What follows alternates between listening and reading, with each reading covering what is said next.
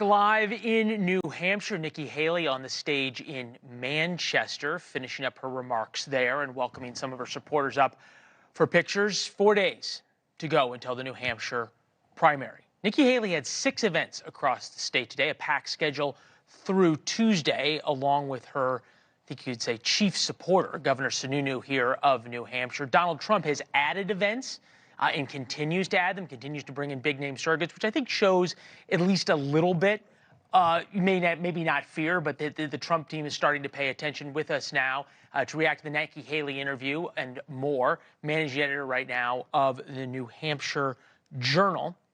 With us, Michael Graham, right. New Hampshire State Senator Tim Lang. Gentlemen, it is good to see both of you. Thank you.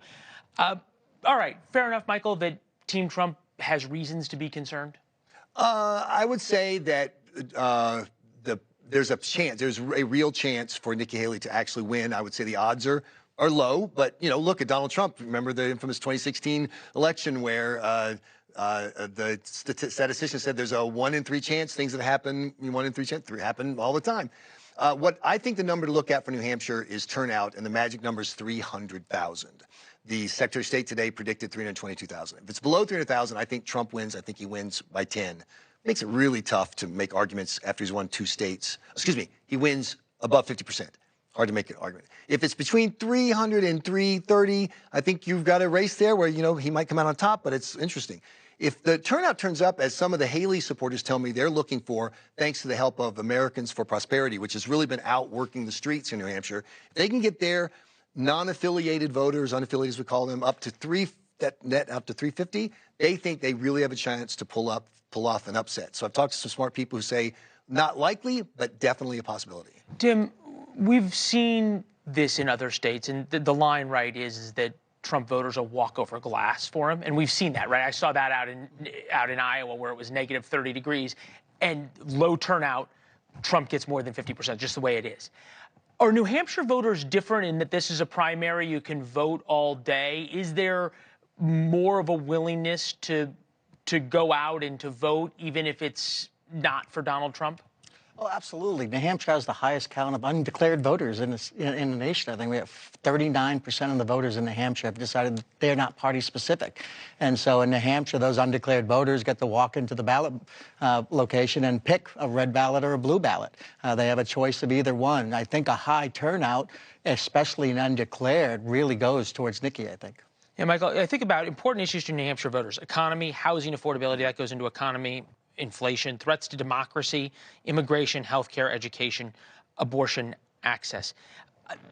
This is also the least churched state, and by that, in plain English, not many people go to church here. In terms of high evangelical turnout, that was something that was a Trump demographic.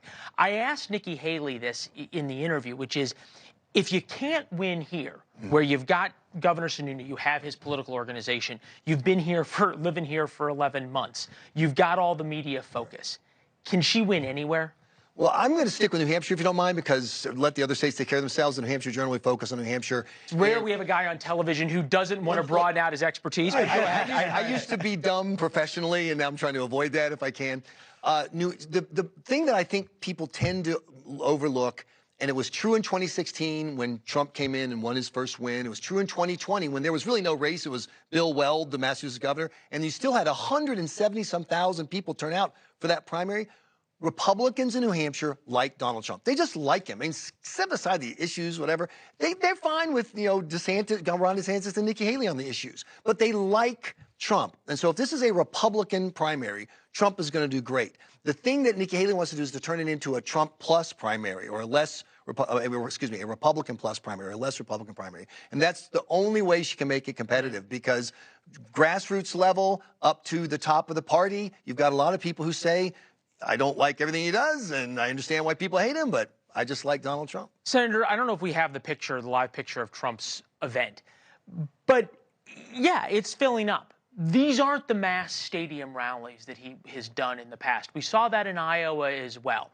Yes, they're big events. They're not the huge events, the huge mass rallies. He's got there's 11,000 seats in the stadium he's going to tomorrow at Southern New Hampshire University.